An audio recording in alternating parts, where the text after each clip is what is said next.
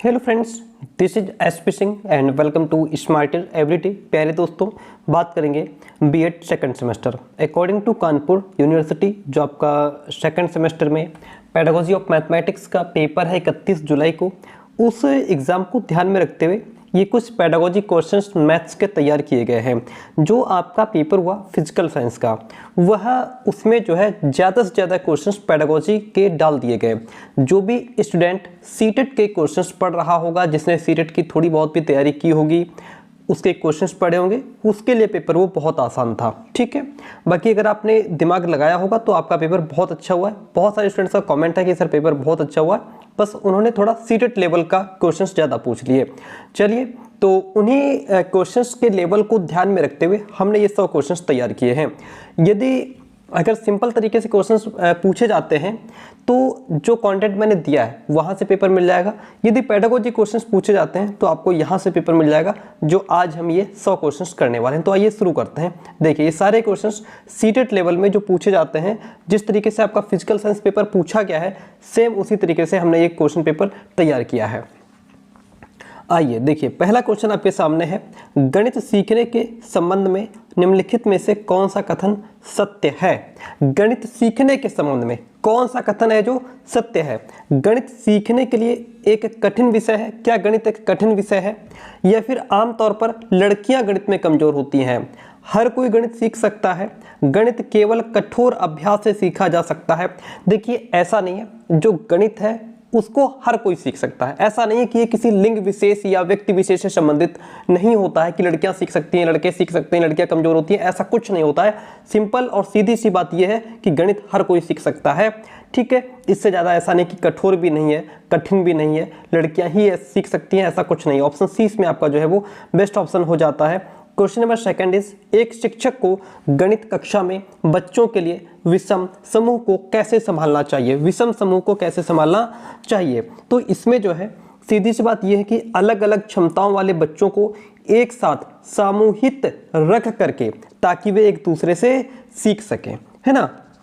इसमें यह होगा कि जैसे किसी भी कक्षा में जब विभिन्न क्षमताओं वाले बच्चे होते हैं तो वे आपस में एक दूसरे से सीख लेते हैं। तो उन्हें करना क्या चाहिए? जैसे जो विषम समूह से बच्चे आते हैं तो अलग अलग जो क्षमताओं वाले बच्चे हैं उनको एक साथ समूह बना करके और बैठा देना चाहिए, ताकि जैसे जो चीज़ हमको आती है वो दूसरे को नहीं आती तो वो दूसरा हमसे सीख रहा है, जो उसको आती है हमको नहीं आती है तो हम उससे सीख रहे हैं। इस तरीके से अधिगम अच्छे तरीके से हो सकता है। ऑप्शन सी इसमें आपका राइट हो जाता है।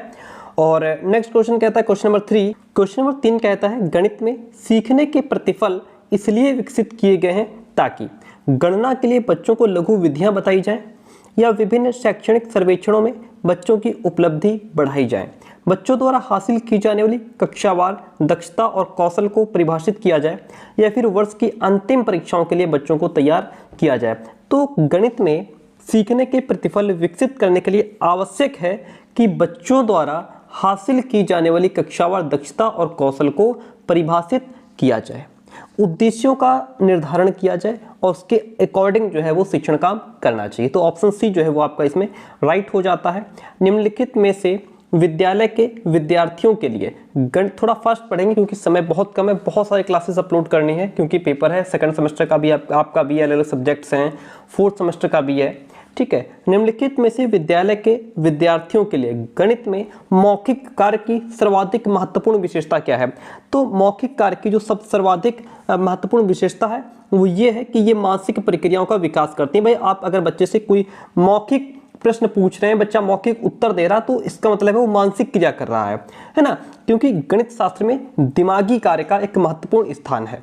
गणित के मौखिक काम में केवल दिमाग शामिल होता है जो मानसिक प्रक्रियाओं का विकास करता है, इसलिए ऑप्शन नंबर यहाँ पे ए आपका बेस्ट ऑप्शन हो जाता है। जो क्वेश्चन कहता है कि जो विद्यार्थी ज्यामिति नहीं समझ सकते इस विद्यालय में नहीं आ सकते, ये कथन किसका है? तो यह कथन जो है वो आपके प्लेटो का है। ओके, तो जिसके शिष्य पाइथागोरस ने समकोण त्रिभुज के विकर्ण ज्ञात करने के सूत्र का निगमन भी किया था। ऑप्शन सी में आपका राइट हो जाता है। क्वेश्चन इस, गणित में बेहतर होने के लिए एक व्यक्ति को डैश आवश्यकता है। गणित में बेहतर होने के लिए एक व्यक्ति को किस चीज की आवश्यकता है? गणनाओं में प्रवीणता की, या अमूर्त चिंतन और तर्क संगत विवेचन द्वारा समस्याओं को बनाने और उन्हें सूत्रबद्ध करने की, सूत्र याद करने की, हल को याद करने की। ऐसा नहीं है लर्निंग पे, ऐसा नहीं कि किसी चीज को याद करने से जो है वो गणित में बेहतर हो जाएगा, नहीं। गणित में बेहतर होने के लिए एक व्यक्ति को अमूर्त चिंतन और तर्क संगत विवेचन द्वारा समस्याओं को बनाने और उन्हें सूत्रबद्ध करने की आवश्यकता होती है, ताकि वो गणित संबंधित जितनी भी समस्याएं हैं उनको हल करने में वो सक्षम बन सके। बात क्लियर होती है? तो आगे बढ़ जाते हैं। क्वेश्चन नंबर 7 इस प्राथमिक स्तर पर गणित की जो पहेलियां पूछी जाती हैं वो पहेलियां मदद करती हैं। किसमें मदद करती हैं? ये जो पहेलियां होती हैं वो समस्या सुलझाने के कौशलों को प्रोत्साहित करने में मदद करती हैं।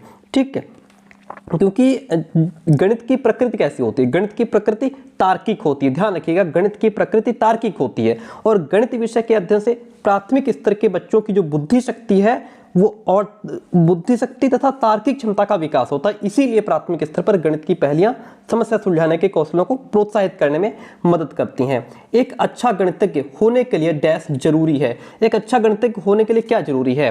तो ध्यान रहे कि एक अच्छा गणितज्ञ होने के लिए जो है कि सवालों के उत्तर देने की तकनीक में निपुणता होनी चाहिए, अधिकतर सूत्रों को याद करना, इसका मतलब अच्छे गणितज्ञ आप हो जाएंगे, बहुत जल्दी सवालों का हल करना, या फिर सभी अवधारणाओं को समझना, उनको लागू करना और फिर उनमें संबंध स्थापित करना। देखिए ये है क्वालिटी जो है एक अच्छे गणितज्ञ की, कि आप जो है इसमें सभी जितनी भी अवधारणाएं हैं उनको समझते हैं, फिर उनको कैसे अप्लाई करना है, उनके बीच कैसे संबंध स्थापित करना है।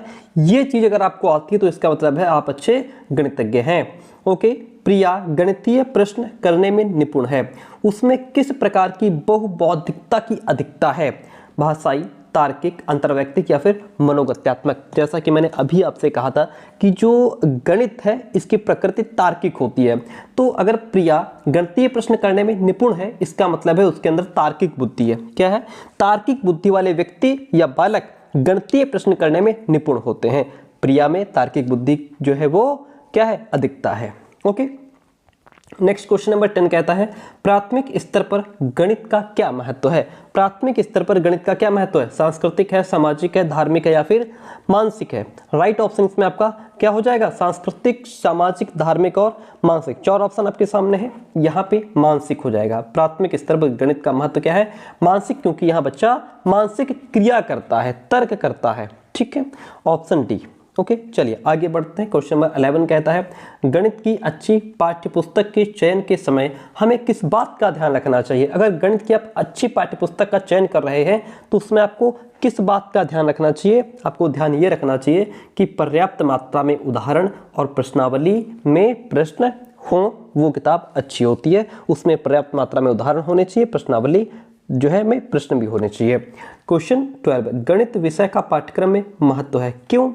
क्योंकि यह क्या है?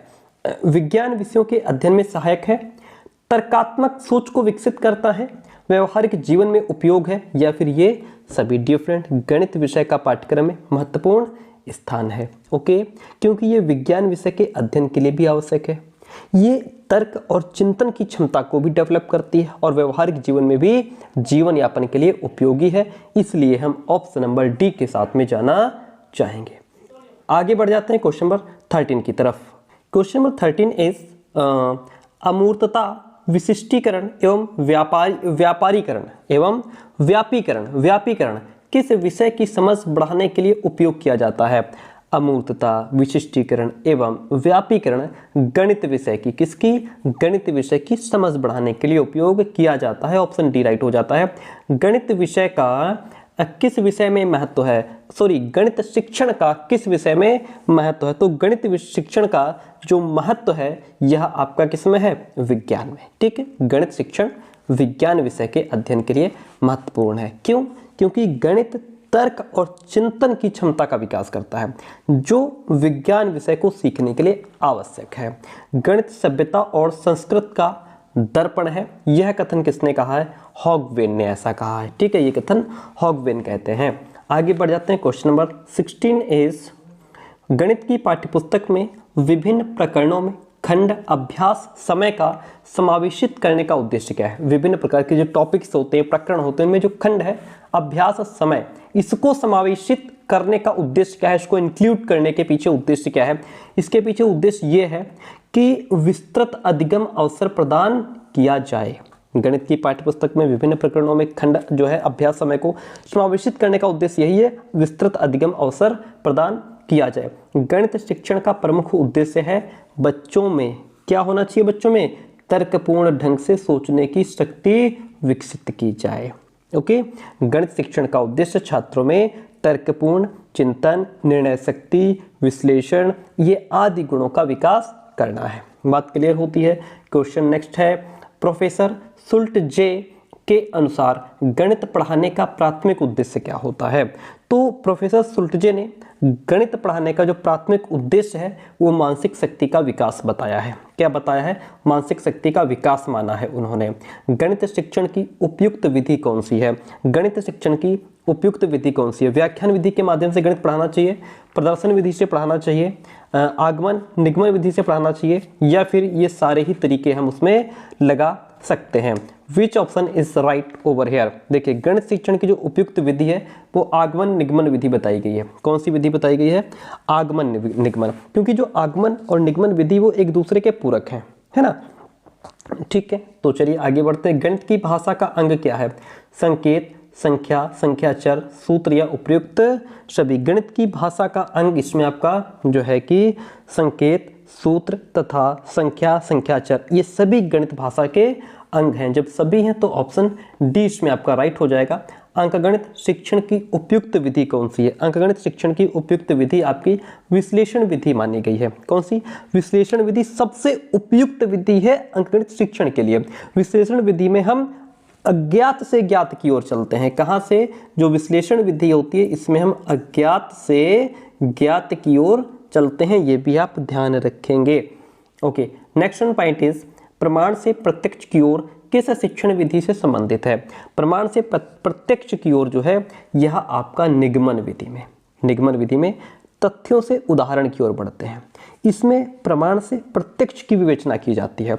ये विधि नवीन समस्या समाधान के लिए अधिक उपयुक्त विधि मानी जाती है। स्वयं सीखने की विधि को गणित में किस अन्य नाम से जाना जाता है। स्वयं सीखने की विधि को, यानी कि यह आपका हो जाएगा अन्वेषण विधि, एक्सप्लोर मेथड, जिसमें बालक खुद खोज करता है।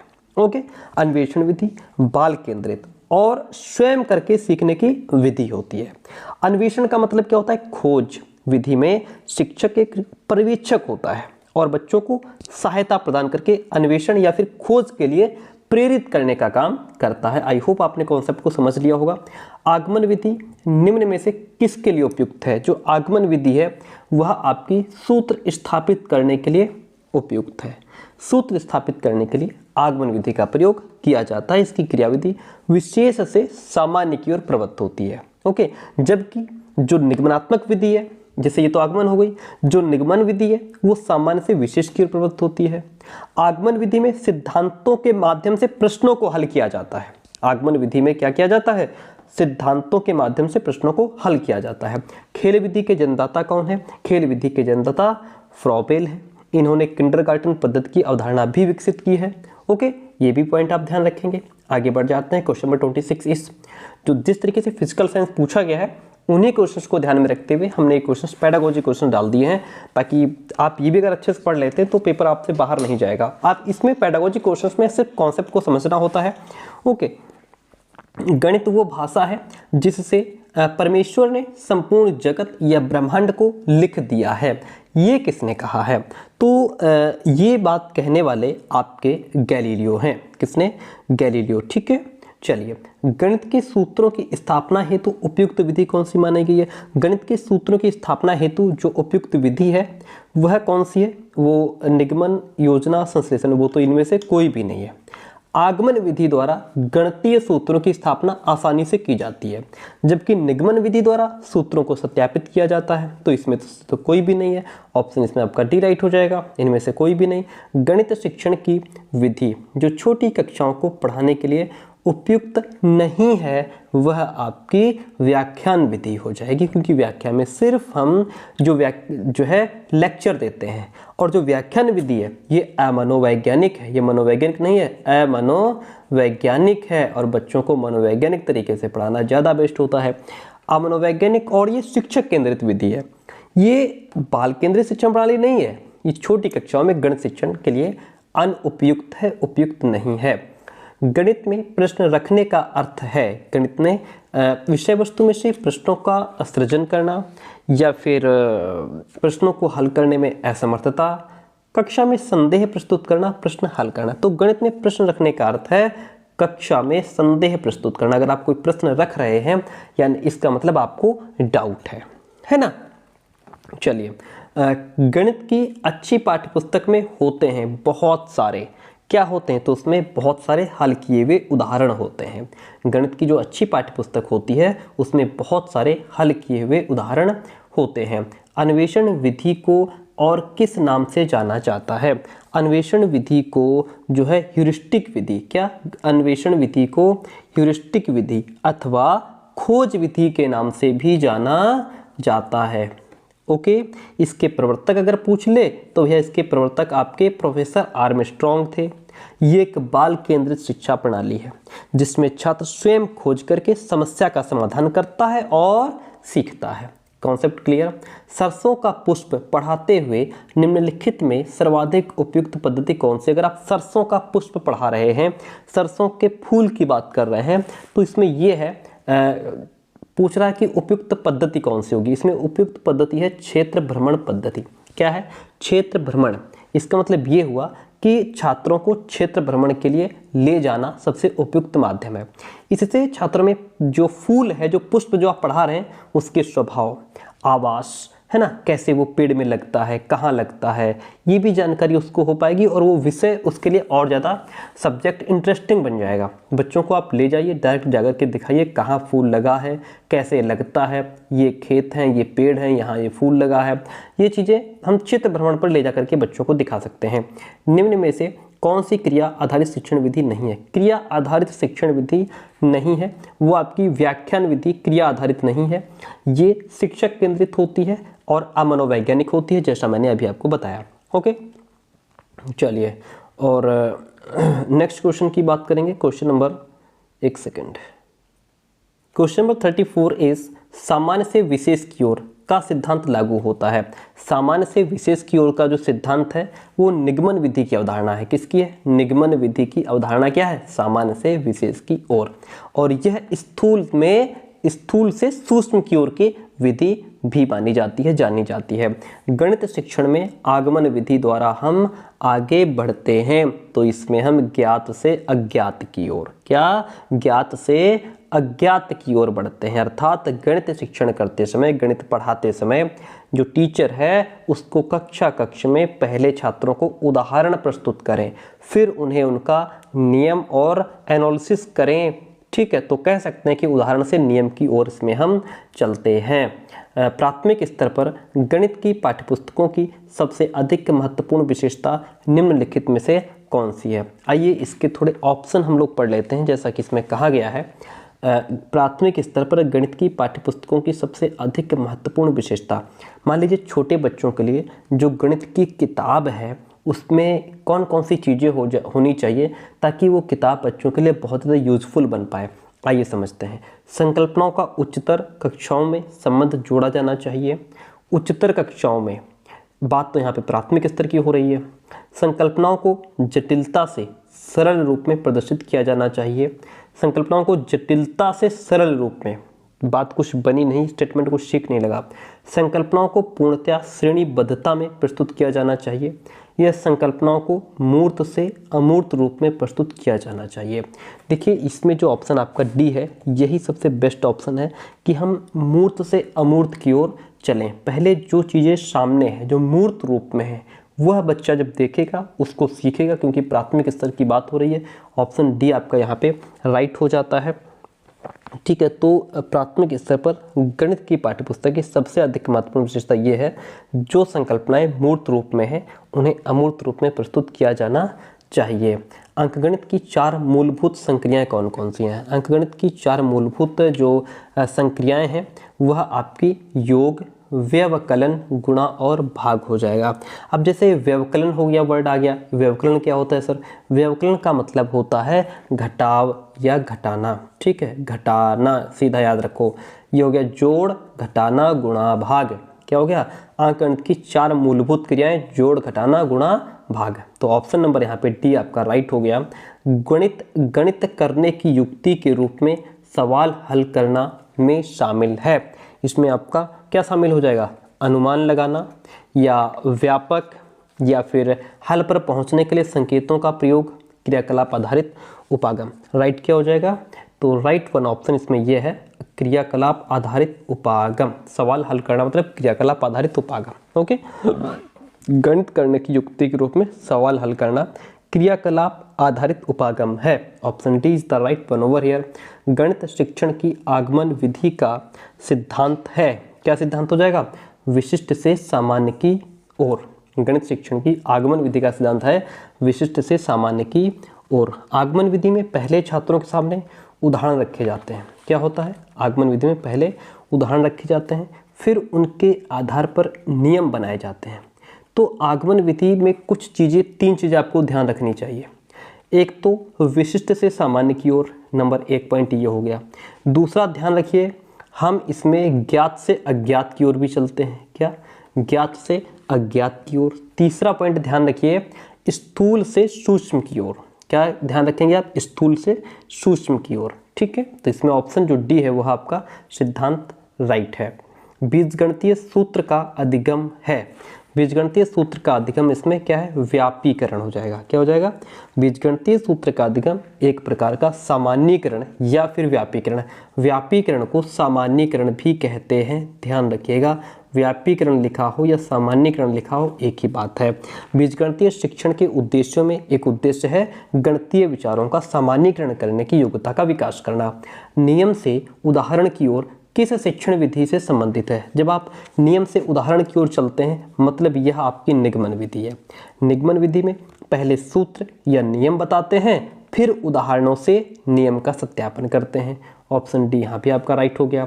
निम्न में से कौन सी विधि देखो, सुनो और समझो के सिद्धांत पर आधारित है? तो जो प्रदर्शन विधि है यह आपकी देखो, सुनो और समझो के सिद्धांत पर आधारित है। क्वेश्चन नंबर 43 नंबर क्वेश्चन कहता है, गणितीय कक्षा कक्ष को प्रभावी बनाने के लिए निम्नलिखित में से क्या प्रभावी है? बहुत फास्ट चल रहे हैं जो पेडागोजी क्वेश्चन है, और डीप तरीके से और स्लो पढ़ाए जाते हैं, लेकिन टाइम कम है इसलिए थोड़ा फास्ट चल रहे हैं।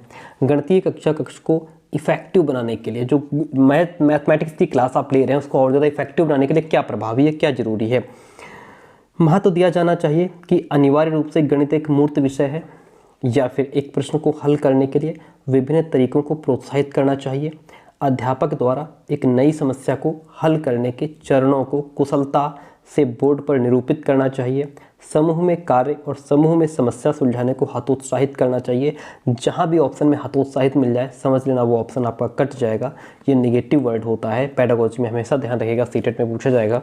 एंड तो यहाँ पे बीएड में या सीटेट में जहाँ भी पूछा जाए सबसे बेस्ट ऑप्शन ये है कि अगर मैथमेटिक्स की क्लास है उसको आप ज़्यादा इफेक्टिव बनाना चाह रहे हैं तो सबसे बेस्ट ऑप्शन आपका निकल के आया है, एक प्रश्न को हल करने के लिए विभिन्न तरीकों को प्रोत्साहित करना चाहिए।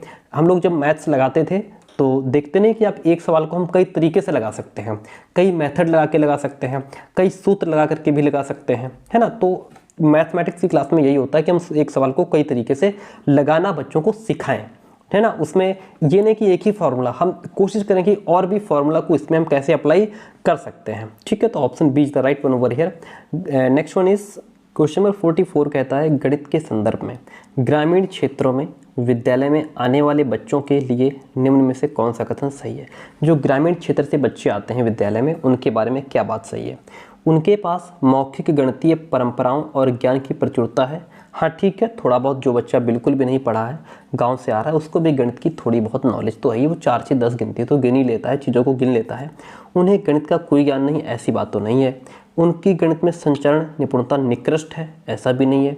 उन्हें विधिवत गणित सीखने की कोई आवश्यकता नहीं है क्योंकि वह उनके काम नहीं आएगा। क्यों नहीं आएगा भाई काम, ये कौन सी बात हुई, ये भी ऑप्शन गलत है।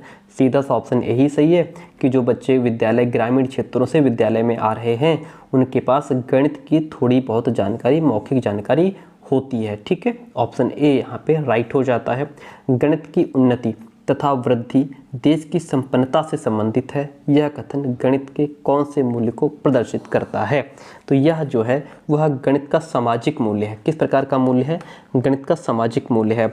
आपको बताते चलें, नेपोलियन ने गणित शिक्षण के सामाजिक महत्व को स्वीकार करते हुए जो है कि क्लैरिफिकेशन दिया था कि गणित की उन्नति और वृद्धि देश की संपन्नता से संबंधित है।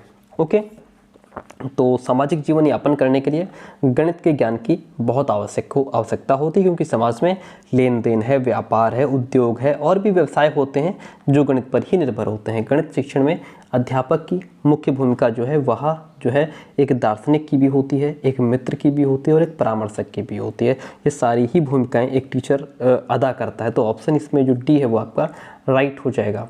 क्वेश्चन नंबर 47 कहता है क्रियात्मक गणित का महत्व क्या है। तो यहाँ पे क्रियात्मक गणित का महत्व है प्रत्यक्ष अनुभव, स्वयं करके सीखना, अवधारणाओं का स्पष्ट एवं स्थायी होना। तो उपयुक्त सभी राइट हो जाएगा, क्योंकि क्रियात्मक का संबंध छात्रों की शारीरिक क्रियाओं के प्रशिक्षण और कौशल के विकास से होता है। इसलिए प्रत्यक्ष अनुभव, स्वयं करके सीखना तथा अवधारणाओं का स्पष्ट एवं स्थायी होना, ये सभी क्रियात्मक गणित के महत्व को दर्शाते हैं। चलिए, पॉइंट नंबर 48 कहता है क्वेश्चन नंबर, गणित में गणना करने संबंधी कौशलों को किसके द्वारा बढ़ाया जा सकता है। कक्षा में अभ्यास हेतु क्रियाशील गतिविधियों का आयोजन करके गणित में गणना संबंधी जो स्किल्स होती हैं उनको डेवलप किया जा सकता है, या फिर संकल्पनाओं और प्रक्रियाओं को स्पष्ट करने के बाद अधिक से अधिक अभ्यास कराना, या फिर केवल संकल्पनात्मक ज्ञान देकर केवल एल्गोरिथम का वर्णन करके। तो इसमें राइट ऑप्शन आपका क्या हो जाएगा। चार ऑप्शन आपके सामने है, देखिए 1 सेकंड प्लीज। इसमें आपका सिंपल और सीधा आंसर ए हो जाएगा, क्योंकि गणित में गणना करने संबंधी कौशलों को कक्षा में अभ्यास के लिए क्रियाशील गतिविधियों का आयोजन करके बढ़ाया जा सकता है। ठीक है, सिंपल सी बात है। ओके, क्लियर हुआ क्वेश्चन। गणित शिक्षण का मुख्य उद्देश्य क्या है। गणित शिक्षण का मुख्य उद्देश्य है तार्किक ढंग से सोचने की क्षमता का विकास करना। क्या है, क्योंकि मैंने पहले भी बताया गणित की प्रकृति तार्किक होती है, गणित तर्क का विषय है। ठीक है, तो गणित शिक्षण का उद्देश्य सवाल हल करना, समस्या को हल करना, सूत्र याद करने की क्षमता का विकास करना नहीं है, बल्कि बच्चों में तार्किक ढंग से सोचने की क्षमता का विकास करना है। मनुष्य के जीवन की गतिविधियों में गणित का सर्वाधिक उपयोग होता है, वह क्या है। सांस्कृतिक, मनोवैज्ञानिक, सामाजिक या फिर आर्थिक। तो वह आपका क्या हो जाएगा, आर्थिक हो जाएगा। क्या हो जाएगा, आर्थिक। गणित, देखिए इसमें जैसा कि कहा गया क्वेश्चन, मनुष्य के जीवन की गतिविधियों में गणित का सर्वाधिक उपयोग कहाँ होता है। सर्वाधिक उपयोग आर्थिक गतिविधियों में होता है। ठीक है, किसमें होता है, आर्थिक गतिविधियों में होता है। आपकी समझ से एक अध्यापक के लिए कौन सा कौशल अति आवश्यक होता है। कौन सा कौशल है जो अति आवश्यक होता है। बच्चों को ज्ञान की खोज के लिए प्रोत्साहित करना, यह ऐसा कौशल है जो बच्चों के लिए अति आवश्यक होता है। अध्यापक के लिए भी आवश्यक होता है कि वह बच्चों को ज्ञान की खोज के लिए प्रोत्साहित करें। ठीक है, ताकि वो और ज़्यादा ज्ञान को, नॉलेज को एक्सप्लोर कर पाएँ। कक्षा में गणित अध्यापक द्वारा विद्यार्थियों के साथ एक अच्छा संबंध विकसित करने के लिए उसे चाहिए, क्या चाहिए, उसे चाहिए कि वो व्यक्तिगत ध्यान दे। ठीक है, कक्षा में गणित शिक्षक के द्वारा विद्यार्थियों के साथ एक अच्छा संबंध विकसित करने के लिए चाहिए कि वो प्रत्येक छात्र को व्यक्तिगत ध्यान दे, जिससे टीचिंग लर्निंग प्रोसेस जो है वो अच्छे तरीके से चल सके। एक गणित अध्यापक बच्चों में गणना करने की शक्ति को निम्नलिखित द्वारा बढ़ा सकता है। कैसे बढ़ा सकता है, वह शिक्षण के दौरान कक्षा में क्रियाशील गतिविधियों का आयोजन करके बालकों में गणना करने की शक्ति को बढ़ा सकता है। विषय वस्तु का मूल्यांकन आधारित होना चाहिए। किस पर आधारित होना चाहिए, विषय वार्षिक बाह्य परीक्षण पर, या फिर आंतरिक और बाह्य दोनों पर, या फिर आंतरिक परीक्षण, या फिर उपरोक्त में से कोई नहीं। तो क्या हो जाएगा, विषय वस्तु का मूल्यांकन जो है वह आपका आंतरिक और बाहरी दोनों जो है परीक्षणों का समावेश में देखिए समझिए मेरी बात को, विषय वस्तु के मूल्यांकन में आंतरिक और बाहरी दोनों परीक्षणों का समावेश होना चाहिए। किसका? दोनों परीक्षणों का समावेश होना चाहिए। ऑप्शन 20 में आपका राइट हो जाता है। किसी विद्यार्थी में निम्न में से क्या आंकना चाहिए? गणितीय संप्रेषण को बिना समझने रटने की क्षमता उसमें कितनी है, ये आंकना चाहिए। शिक्षक को सुनने की क्षमता उसको कितनी है, ये आंकना चाहिए। या अवधारणाएं न समझने पर भी प्रश्न न पूछने की प्रवृत्ति का आंकना चाहिए। देखिए क्लास में अगर आपका कोई ऐसा विद्यार्थी है जो यदि उसे कोई भी कॉन्सेप्ट समझ में नहीं आता है लेकिन फिर भी वो प्रश्न नहीं पूछ रहा है, इस बात को आंकना चाहिए कि आखिर उसके पीछे रीज़न क्या है कि उसको बात समझ में भी नहीं आ रही है और वो प्रश्न भी नहीं पूछ रहा है ना। तो इस चीज़ को आंकना चाहिए। ओके, आपने बात को समझ लिया कि अगर बालक को कोई कॉन्सेप्ट समझ में भी नहीं आ रहा है फिर भी वो क्वेश्चन नहीं पूछ रहा है, इस बात को आंकना चाहिए। गणितीय खेल और पहेलियां मदद करते हैं। गणितीय खेल और पहेलियां किस में मदद करते हैं?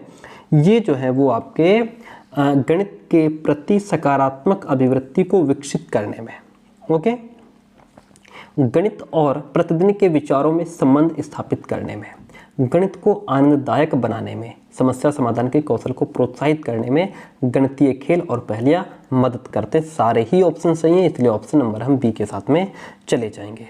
आगे बढ़ते हैं, नेक्स्ट क्वेश्चन की बात करेंगे। गणित के अधिगम के प्रति शिक्षार्थी की संवेदनशीलता जागृत करने के लिए प्रभावी उपाय क्या है? गणित के अधिगम के प्रति विद्यार्थी की संवेदनशीलता जागृत करने के लिए जो प्रभावी उपाय है, विषय सामग्री को शिक्षार्थी के अनुभव के क्षेत्र से संबंधित करना, जो पढ़ाया जाना है उससे संबंधित प्राप्त पूर्व ज्ञान की जांच करना, शिक्षार्थियों को अवधारणाओं के अनुप्रयोगों से अवगत कराना जिनमें दैनिक जीवन की स्थितियों से संबंधित अनुप्रयोगों को अधिक प्राथमिकता दी जाए। ये सारे ही जो है हम ये प्रभावी उपाय हैं जिसके माध्यम से गणित के अधिगम के प्रति शिक्षार्थी की संवेदनशीलता जागृत कर सकते हैं। सामान्यतः गणित सीखना कठिन है। सामान्यतः गणित सीखना कठिन है क्यों? क्योंकि इसकी प्रकृति मूलतः अमूर्त रूप में होती है जिनको सीखने में बच्चों को कठिनाई होती है, जबकि अन्य विषयों में व्यवहारिक ज्ञान के साथ साथ मूर्तता स्पष्ट रूप से झलक रही होती है। मूल्यांकन किया जाता है। किसका मूल्यांकन किया जाता है?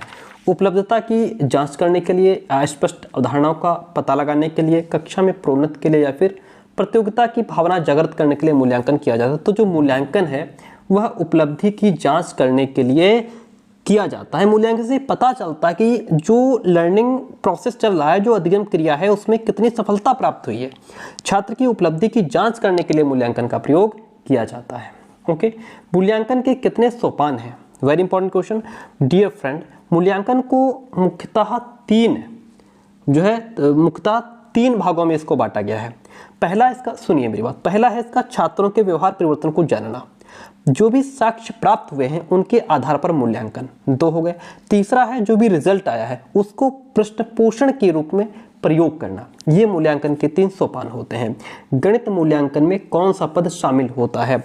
गणित मूल्यांकन में आपका उद्देश्य, अधिगम, अनुभव, मूल्यांकन, ये सभी गणित मूल्यांकन में उद्देश्य, अधिगम, अनुभव और मूल्यांकन तीनों को शामिल किया जाता है। ऑप्शन यहाँ पे डी जो है वो राइट हो जाता है। वस्तुनिष्ठ परीक्षण की सर्वाधिक महत्वपूर्ण विशेषता क्या है? वस्तुनिष्ठ परीक्षण की सर्वाधिक महत्वपूर्ण विशेषता है आपकी विश्वसनीयता, वैधता, वस्तुनिष्ठता, ये सभी यहाँ पे भी राइट हो जाएगा आपका। ठीक है, इसमें जो है जिनमें सबसे महत्वपूर्ण आपकी विशेषता जो है वो विश्वसनीयता ही है। ओके, लेकिन फिर भी ऑप्शन डी इसमें राइट रहेगा। मूल्यांकन का निकटतम संबंध होता है। मूल्यांकन का निकटतम संबंध आपका उद्देश्यों से होता है। किससे होता है? मूल्यांकन का निकटतम संबंध उद्देश्यों से होता है। क्यों? क्योंकि मूल्यांकन से हमें इस बात का पता चलता है कि जिस उद्देश्यों को प्राप्त करना या पूरा करना हम चाह रहे थे वो उद्देश्य कहाँ तक पूरा या प्राप्त हुआ है, इसमें कौन कौन सी कठिनाइयाँ आई हैं, ये इसके लिए मूल्यांकन का निकटतम संबंध होता है उद्देश्यों से। निम्न में से गणित में उपलब्धि कम होने का कारण क्या हो सकता है? उपलब्धि कम होने का कारण क्या हो सकता है? गणित का स्वरूप हो सकता है, व्यक्ति की स्वाभाविक क्षमता हो सकती है, लिंग या फिर सामाजिक सांस्कृतिक पृष्ठभूमि हो सकती है। तो यही आपकी जो है गणित में उपलब्धि कम होने का कारण सामाजिक सांस्कृतिक पृष्ठभूमि हो सकती है। ठीक है, चलिए आगे बढ़ते हैं। क्वेश्चन नेक्स्ट कहता है 65 नंबर, गणित से भयभीत होने और उसमें असफल होने के लिए निम्नलिखित में से किसे एक कारण नहीं माना जा सकता है? किसे नहीं माना जा सकता है? कक्षा कक्ष के अनुभव को नहीं माना जा सकता है, प्रतीकात्मक संकेत को नहीं माना जा सकता है, गणित की संरचना या फिर लैंगिक भेद। तो गणित में भयभीत और उसमें असफल होने का कारण लैंगिक भेद नहीं हो सकता है, लैंगिक भेद नहीं हो सकता है। सर्वाधिक प्रभावशाली शिक्षण है कौन सा है? सर्वाधिक प्रभावशाली जो शिक्षण है वह आपका प्रत्यक्ष अनुभव होता है, जब चीज़ों को आप सामने प्रत्यक्ष रूप में देख पा रहे हैं, क्योंकि प्रत्यक्ष अनुभव का जीवन पर बहुत गहरा प्रभाव पड़ता है, जो जीवन पर्यंत अमिट रहता है। जिस चीज़ को हम सामने देख रहे हैं, सुन रहे हैं, टच फील कर रहे हैं, वो जो नॉलेज हमारे दिमाग में स्टेबल हो जाता है, वो लॉन्ग टाइम के लिए जो है स्थायी हो जाता है, फिर वो दिमाग से हटता नहीं है। तो प्रत्यक्ष अनुभव बहुत जो है इसका गहरा प्रभाव पड़ता है। गणित शिक्षण के लिए सबसे प्रभावी सहायक सामग्री क्या है?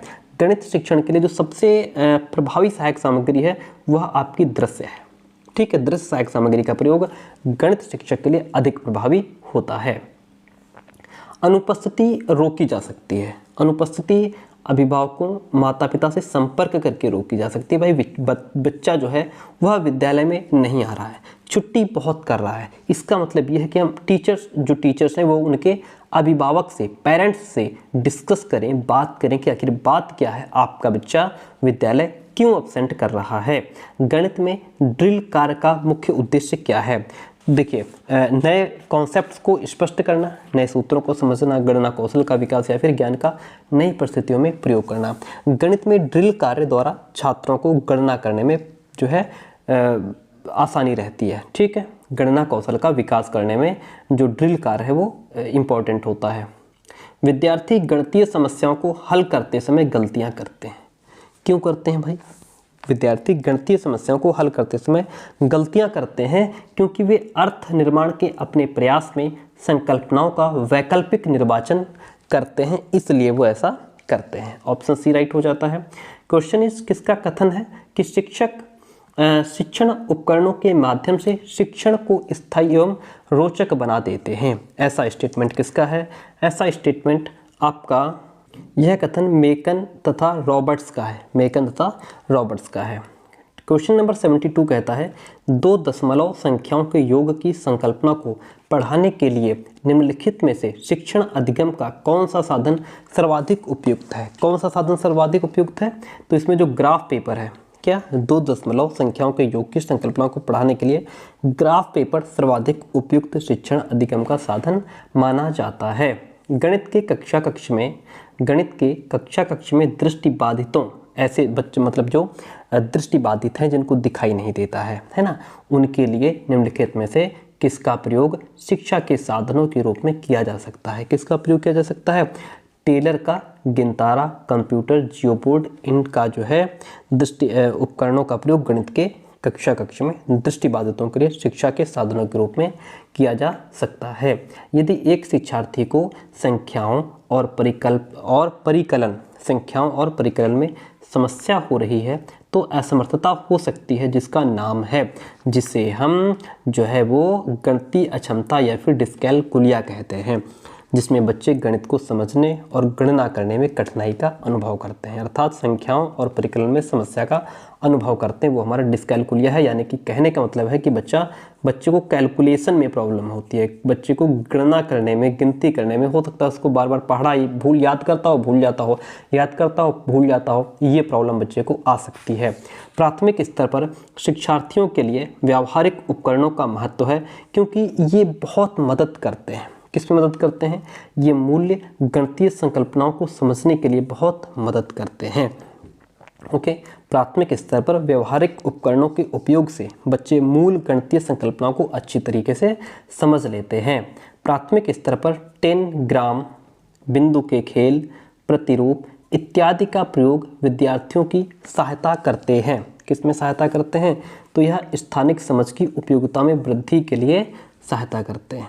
ओके, जियो बोर्ड किसके शिक्षण का एक प्रभावी साधन है? जो जियो बोर्ड है, जियो बोर्ड GEO और BOARD, जियो बोर्ड किसके शिक्षण का? तो जो जियो बोर्ड है यह ज्यामितीय आकृतियां और उनकी विशेषताएं आदि का शिक्षण जियो बोर्ड के माध्यम से किया जाता है। जैसे आपका आयत हो गया, त्रिभुज हो गया, वर्ग हो गया, ये सब चीज़ें इसमें आपकी आती हैं। तो जियो बोर्ड जो है वो आपका इन सभी चीज़ों के लिए, ज्यामितीय आकृतियों के लिए उपयोगी माना जाता है।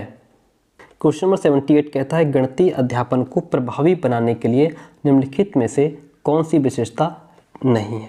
कौन सी विशेषता नहीं है? गणितीय अध्यापन को प्रभावी बनाने के लिए एक नई संकल्पना का परिचय देने के लिए समय के नियम की कठोरता से पालन करना, या फिर छात्रों की त्रुटियों के प्रतिरूपों पर केंद्रित होना। ये तो गणित के अध्यापन को प्रभावी बनाने के लिए जरूरी है भाई, है ना। प्रतिदिन के अनुभवों के साथ इस संबंध स्थापित करना, ये भी ठीक है। एक ही संकल्पना के लिए विभिन्न शिक्षण अधिगमों का प्रयोग करना, ये भी ठीक है। लेकिन एक नई संकल्पना का परिचय देने के लिए हम समय के नियम की कठोरता से पालन करें, ये जो है वो विशेषता नहीं है, ये जरूरी भी नहीं है, ठीक है। तो ऑप्शन इसमें ए आपका राइट हो जाएगा।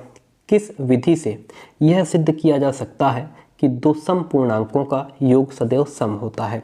तो यह हम जो है प्रत्यक्ष उपपत्ति जिसको कहते हैं, दो सम पूर्णांकों का योग सदैव सम होता है, प्रत्यक्ष उपपत्ति विधि द्वारा इस प्रकार के तथ्यों को सिद्ध किया जा सकता है।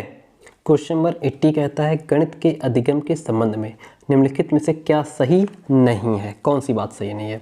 देखिए, विद्यार्थियों की सामाजिक आर्थिक पृष्ठभूमि का गणित के निष्पादन, यानी कि गणित में बच्चा कितनी अचीवमेंट हासिल कर रहा है, उसकी परफॉर्मेंस कैसी है, इस पर असर होता है। उसकी सामाजिक आर्थिक स्थिति कैसी है, पृष्ठभूमि, उसका बैकग्राउंड क्या है, इसका प्रभाव पड़ता है।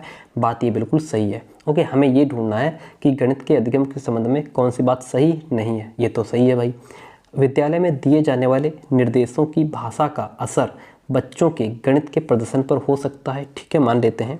गणित में उत्कृष्ट प्रदर्शन की प्रतिभा स्वाभाविक होती है, या फिर अध्यापक के सीखने वाले के प्रति विचारों का अधिगम परिणामों पर प्रभावशाली असर होता है। देखिए, बात यहाँ पे ये है जो ऑप्शन सी है आपका, गणित में उत्कृष्ट प्रदर्शन की प्रतिभा स्वाभाविक होती है। ये तथ्य गणित के अधिगम के संबंध में सत्य नहीं है, क्योंकि गणित सीखना एक अर्जित योग्यता है जो अभ्यास और तार्किकता से विकसित होती है। ठीक है, ऑप्शन सी यहाँ पे राइट हो जाता है। गणितीय अधिगम के लिए निम्नलिखित में से कौन सा कथन सही है? गणितीय अधिगम के लिए इसमें कौन सा कथन है जो सही है? तो इसमें जो है प्रत्येक व्यक्ति गणित सीख सकता है और उसमें सफल भी हो सकता है।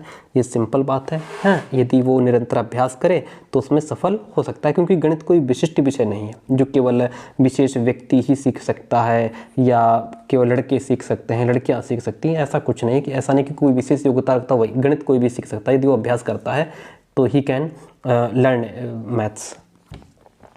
निम्नलिखित में से कौन सा कथन विद्यार्थियों द्वारा गणित में की गई अशुद्धियों के समसामयिक निरीक्षण पर प्रकाश नहीं डालता है? कौन है जो प्रकाश नहीं डालता है?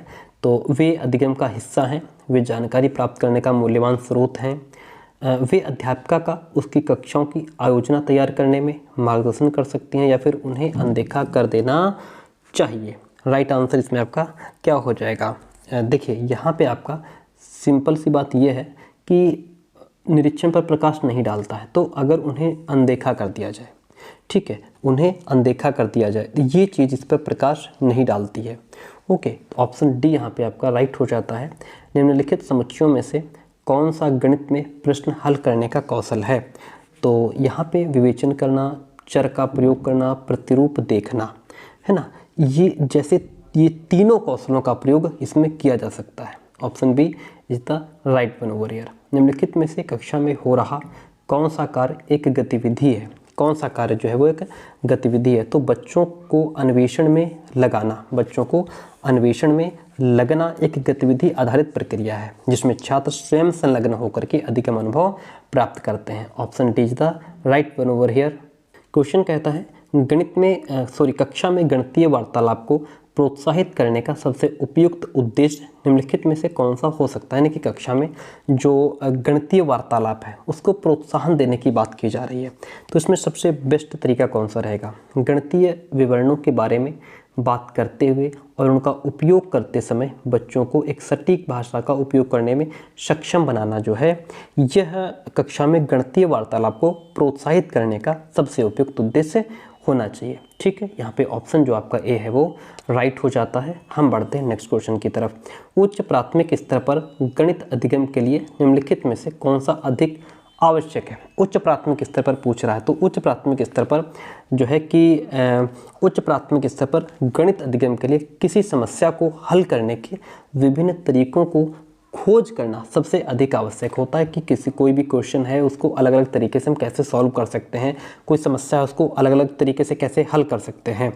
बच्चों को समय की अवधारणा को प्रस्तावित करने के लिए प्रारंभिक गतिविधि के रूप में निम्नलिखित में से कौन सी की जानी चाहिए। तो बच्चों को समय की अवधारणा, देखिए बच्चों को समय की अवधारणा को प्रस्तावित करने के लिए प्रारंभिक गतिविधि क्या पूछ रहा है, प्रारंभिक गतिविधि के रूप में समय से संबंधित वाक्यांशों के साथ पूर्व अनुभवों के बारे में चर्चा करना उचित रहता है। इसमें भी आपका ऑप्शन जो है वो ए राइट हो जाता है।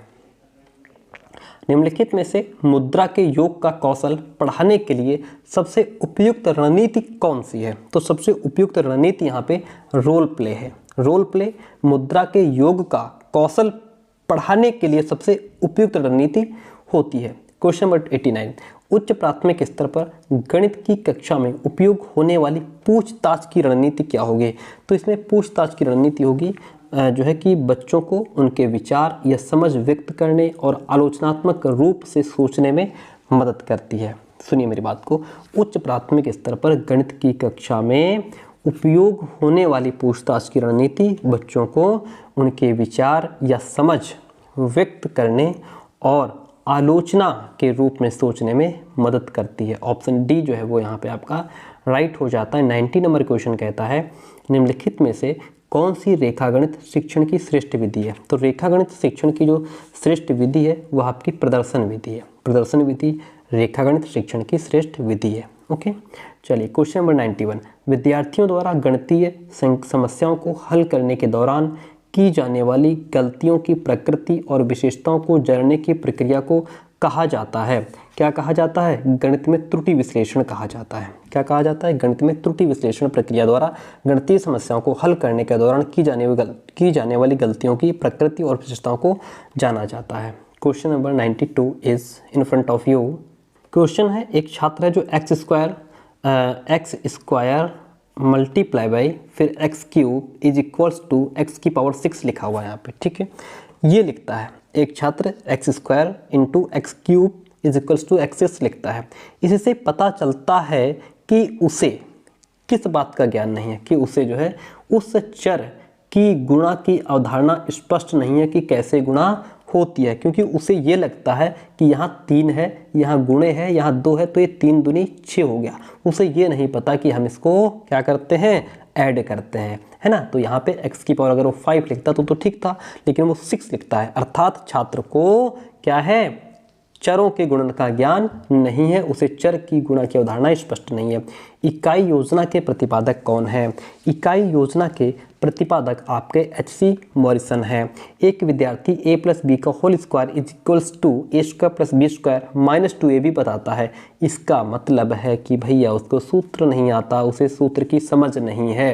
ओके, 95 नंबर, प्रेरणा, क्रिया, कलाप व समायोजन गणित शिक्षण के किस पक्ष से संबंधित हैं? तो यह आपके गणित के किस पक्ष से संबंधित हैं? ये क्रियात्मक पक्ष से संबंधित है, क्योंकि सिम्पसन के अनुसार क्रियात्मक पक्ष के स्तर आपके प्रत्यक्षीकरण, व्यवस्था कार्य प्रणाली, निर्देशात्मक अनुक्रिया, समायोजन, ये सब आता है। तो प्रेरणा, क्रियाकलाप और समायोजन शिक्षण क्रियात्मक पक्ष से संबंधित है। क्वेश्चन नंबर 96 आपके सामने आ गया। विद्यार्थी में रुचियों, संवेगों तथा मनोवृत्तियों का विकास गणित शिक्षण के किस पक्ष से संबंधित है? तो यह गणित शिक्षण के भावात्मक पक्ष से संबंधित है। किससे जो है, भावात्मक पक्ष से संबंधित है। एक छात्र 320 कहने पर इसे 30 मतलब कितना लिख देता है, इकाई, दहाई, सैकड़ा, हजार, 10,000, 30,020 के रूप में लिखता है। क्यों? क्योंकि उसे स्थानीय मान की समझ नहीं है। यही तो गलती करता है, वो 30,020 लिख देता है, यानी कि उसे स्थानीय मान की समझ नहीं है। गणित में त्रुटियों की एक महत्वपूर्ण भूमिका है। यह कथन किसका है? गलत। यह कथन यानी कि गणित में त्रुटियों की एक महत्वपूर्ण भूमिका है, तो यह कथन गलत है, क्योंकि गणित में त्रुटियों की कोई स्थान नहीं है। ऐसा थोड़ा है कि गणित में गलतियों की कोई स्थान नहीं है त्रुटियों का। गलत है क्योंकि त्रुटियां लापरवाही दर्शाती हैं, ऐसा भी नहीं है। सही है क्योंकि ये बोध कराती हैं कि बच्चों कि जो बच्चे हैं वो गणित की अवधारणा की किस प्रकार रचना करते हैं। तो यहाँ पे ऑप्शन आपका सी राइट है। गणित में त्रुटियों की एक महत्वपूर्ण भूमिका होती है, ये कथन सही है। बच्चे त्रुटियां तब करते हैं, गलती तब करते हैं जब गणित की किसी अवधारणा को अच्छी तरह से समझ नहीं पाते हैं। तो गणित में त्रुटि जो गलतियां होती हैं वो टीचर को ये जानने में हेल्प करती हैं कि बच्चे ने गणित की अवधारणा को अपने दिमाग में किस प्रकार से बैठाया है, किस प्रकार से उसने चीज़ को, किसी भी कॉन्सेप्ट को समझा है। ठीक है, छोटे बच्चों में गणितीय विचार निम्न क्रम में विकसित किए जा सकते हैं। किसके माध्यम से विकसित किए जा सकते हैं? ये ठोस वस्तुएं, चित्र, संकेत जो है इस क्रम में विकसित किए जा सकते हैं। ओके, आज का 100 नंबर क्वेश्चन आपके सामने है। 100 नहीं, अभी और भी हैं। ठीक है, 100 नंबर क्वेश्चन है। देखिए 100 नंबर क्वेश्चन कहता है कि गणित में नैदानिक परीक्षण का उद्देश्य है। गणित में नैदानिक परीक्षण का उद्देश्य क्या है? बच्चों की समझ में अंतर जानना। बच्चों की समझ में अंतर जानना, यह गणित में नैदानिक परीक्षण का उद्देश्य होता है। उपचारात्मक शिक्षण की जरूरत होती है। किसके लिए? उपचारात्मक शिक्षण की जरूरत मंदबुद्धि बच्चों के लिए, पिछड़े बच्चों के लिए, सामान्य बच्चों के लिए, इन सभी बच्चों के लिए होती है। किसके लिए? उपचारात्मक शिक्षा की जरूरत जो है वह इन सभी के लिए होती है। उपलब्धि परीक्षण एवं नैदानिक परीक्षण में अंतर क्या है? उपलब्धि परीक्षण एवं नैदानिक परीक्षण में जो अंतर है वह उद्देश्यों का होता है। किसका होता है? उद्देश्यों का अंतर होता है। निम्नलिखित में से कौन सा गणित में निदानात्मक परीक्षण का उद्देश्य नहीं है? कौन सा है जो निदानात्मक परीक्षण का उद्देश्य नहीं है? बच्चों में अधिगम के दौरान कमियों व कमजोरियों को का ज्ञात करना, या फिर बच्चों की प्रगति रिपोर्ट भेजना, या फिर आपका अभिभावकों की प्रतिपुष्टि देना, या फिर ऑप्शन इसमें आपका उपरोक्त में से कोई भी नहीं है। राइट ऑप्शन इसमें यहाँ पे क्या रहेगा आपका? सिंपल सी बात है, ऑप्शन नंबर बी जो है वह बच्चों की प्रगति रिपोर्ट भरना जो है, बच्चों की प्रगति रिपोर्ट भरना गणित शिक्षण में निदानात्मक परीक्षण का उद्देश्य नहीं है। बल्कि निदानात्मक परीक्षण का उद्देश्य ये जानना होता है कि छात्रों को सीखने में कहाँ पर कठिनाई होती है। ओके, सिंपल सी बात है। क्वेश्चन नंबर 104, गणित की कक्षा में संप्रेषण का उल्लेख किस क्षमता का विकास करना है? संप्रेषण का उल्लेख किस क्षमता का विकास करना है? तो यह जो है गणितीय विचार को सुव्यवस्थित, संचित और स्पष्ट करने की क्षमता का विकास करने के लिए किया जाता है। क्वेश्चन नंबर 105 फिर 106, 2 क्वेश्चन और बचे हैं। एंड आपसे रिक्वेस्ट है, अगर आप चैनल पर नए हो तो सब्सक्राइब कर लीजिएगा, वीडियो को लाइक ना किया हो तो कर लीजिएगा, क्योंकि कल पेपर आपको पूरा जितना हमने पढ़ा है वहीं से मिलेगा। गणित में निदानात्मक परीक्षण का उद्देश्य क्या है? गणित में निदानात्मक परीक्षण का उद्देश्य क्या है? तो इसका उद्देश्य है बच्चों की समझ में निहित रिक्तियों को जानना। गणित विज्ञान है। गणित किसका विज्ञान है? तो यहाँ पे गणित जो है वो आपका शिक्षा का भी विज्ञान है और गणनाओं का भी विज्ञान है। इसलिए ऑप्शन नंबर ए और सी दोनों ही राइट हो जाते हैं। प्यारे दोस्तों, क्लास कैसी रही कमेंट करके जरूर बताइएगा। एंड बेस्ट ऑफ लक, जितना हमने पढ़ा है पेपर वहीं से मिलेगा। पेडागोजी क्वेश्चंस रहेंगे तो यहाँ से आएंगे, नहीं तो जितना कंटेंट पहले दिया है वहाँ से पेपर मिल जाएगा। थैंक यू सो मच, मिलते हैं बहुत जल्दी नेक्स्ट क्लास में। ठीक है, ओके।